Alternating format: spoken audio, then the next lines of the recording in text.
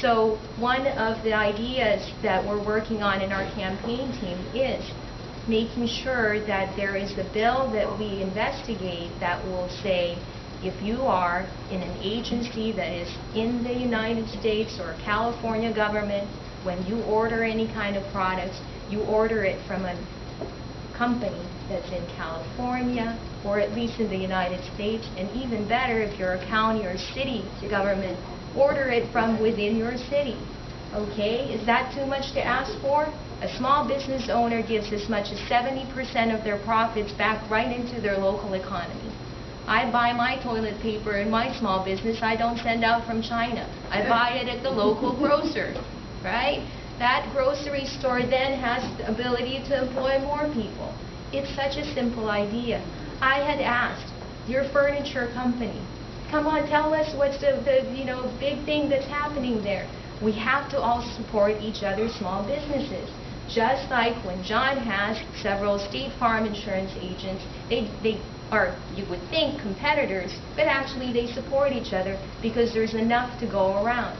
There is enough business to go around, but when we don't encourage people to actually buy from you, and one of our resources is the internet, right?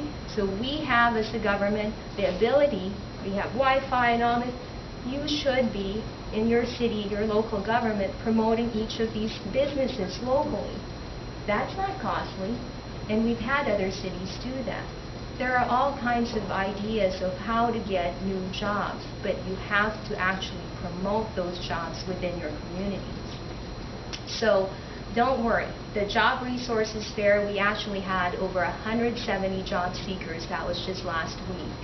And we handheld every single person and said, what type of job are you looking for? Let's see your resume. Oh, you think a resume still comes on a floppy disk? No, it doesn't anymore, because we had people there who were seniors too looking for a job. And so they didn't have access to their own computer. Okay, so we would handhold them. You don't have a resume yet. We had American Optometric Association donated USB flash drives, and we actually would take them. The Alameda County Library had 3 laptops. They would have a program to put a resume together. People were asked to bring their information, and they would build their resume right there before they left, store it in the USB flash drive that was donated, and then they could then follow up and even print it before they left. I'm all about grassroots helping people. That's the only reason I'm up here now. That's the difference between myself, who has never held public office before, and the other people, the 4 other people I was running against, who were all elected officials, okay? So don't worry. This is probably what the campaign team has been frustrated with me, is I keep still having health fairs every month, job fairs, and they're like, don't, you have to concentrate on the campaign. Dr. Ong, we want you to win. And so they're frustrated.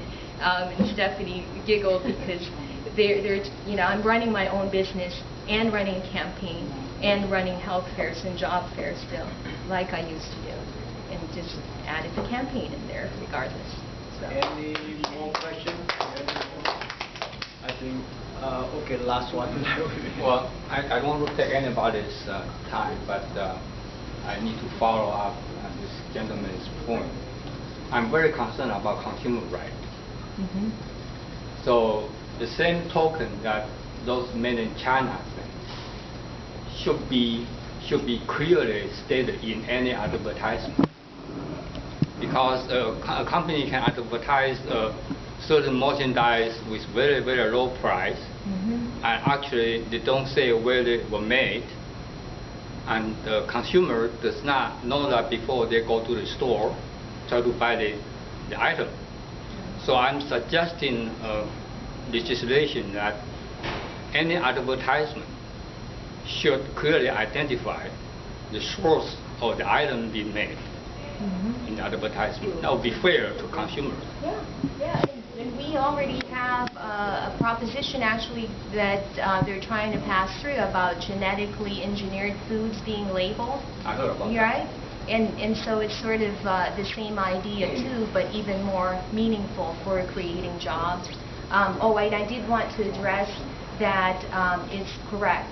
The maturity level of a young person making a decision so life-altering about continuing a pregnancy.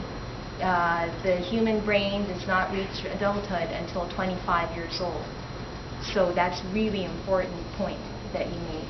And when I have an opponent who's been trying to push medical marijuana dispensaries, I always place that as an argument. You tell me you're going to expose people who have not had a fully developed adult brain have access to marijuana. You give me funding then, because we will need to make sure they get rehabilitated for being addicted to drugs. And I know you work with people at the, when you're providing for the homeless. Unfortunately, that's one of the core problems, is having addictions to drugs. It's really, really important that we realize that we cannot be having leaders making policy decisions.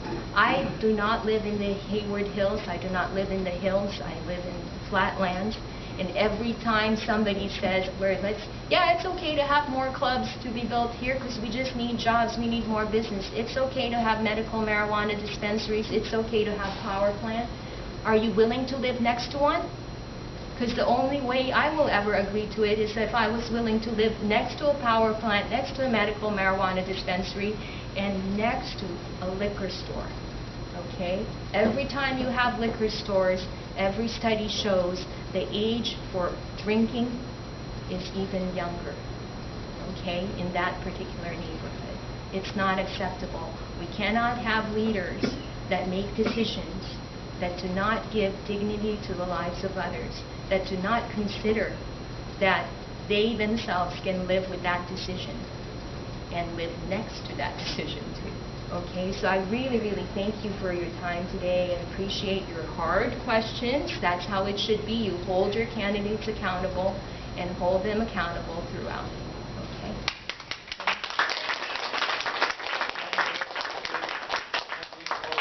We appreciate and thank you for your honesty and your friendly, and also actually your most important your intelligent to deliver the message to all the community. And I believe that whoever in here, and they will go back to their own family and friend, relative, and even the community, and to deliver the voice for you, and you will get all our votes here. Okay, thank you so much. So it's San Lorenzo, Hayward, Union City, North Fremont, Ashland, Cherryland. So those are unincorporated. Castro Valley. Sunol is also included. And then Castlewood Country Club, the homes there are also included. So please keep those people in mind. I must ask you also to consider to contribute to my campaign. It pains me because we look at a story on one side about people not investing in education, in poverty. 1 out of 4 children in California live in poverty. Those are U.S. born. They're not even undocumented or immigrants. 1 out of 4. And yet at the same side on that page, it says they just spent this much money on a campaign. So, Cosette, someday we will work as a league on campaign finance reform. But in the meantime, I need your contributions to make this work, okay? So I actually need to pay my bills for the campaign. So that's also really helpful to me, and I appreciate your help with that. And before we close this, let's have a Taiwan-style election. When I say Jennifer, everyone say 动算. Okay? All right. Jennifer, 动算. Jennifer, 动算. Jennifer, 动算. 动算, 动算, 动算. 动算, 动算, 动算.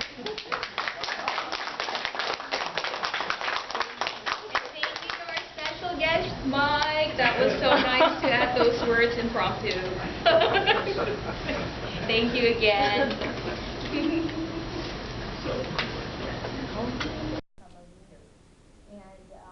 you know what else? We have 120 senators and assembly members in California, but only 24% of them are women. And so we need more women because that equity, that equal equal representation allows for voices more valid. Also, we're Filipino American. Do you know that no one that's Filipino has ever served in the California State Assembly? And so you would be the first Filipino American to serve in the California Assembly. So I don't have family obligations. My parents said to us when I was growing up, when you get married, you only do it one time. It's serious. You work hard at it and you make it work. And then you have children, and that's for a lifetime. So and then they said, so make sure you study hard, go to college, get a good job. And I said, boy, those three, I can do that. But getting married and having children, that sounds really hard. So that's why they scared me. So I was in charge of taking care of all the other children in the family, and was, I will share with you, this is, I always say this, if you have children that take care of other children in your family, that is the best birth control to have for your children. It really helps them understand that having a child is not just like having a dog. It's not just something cute, it's a responsibility. You have to make sure this child could be the next president of the United States. You have to share everything. So I said I will step up. You don't have to ask again. Betty D was one of those people. She is she was the chairwoman even of the Board of Equalization of California. That's strange. And so again, 3 or 4 days ago, and the school, all public schools especially in Florida.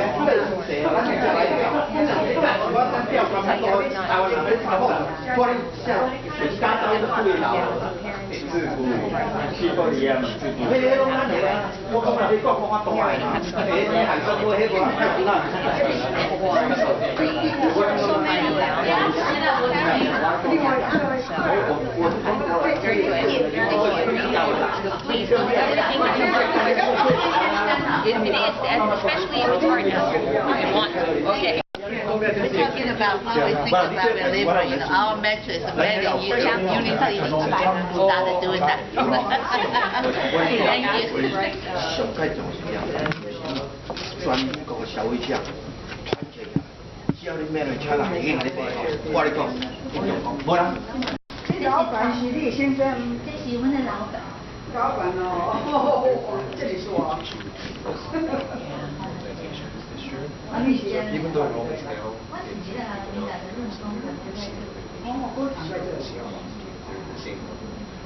they're bachelor.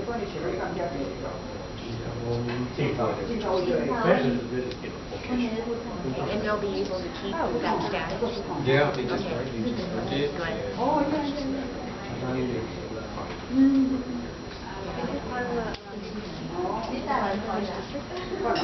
Hsieh is a private company, but they're bought out about 3 years ago.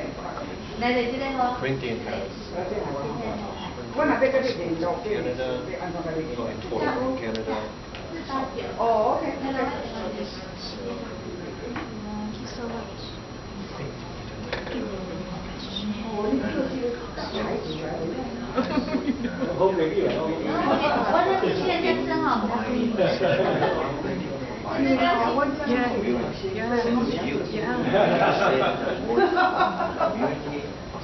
Yeah.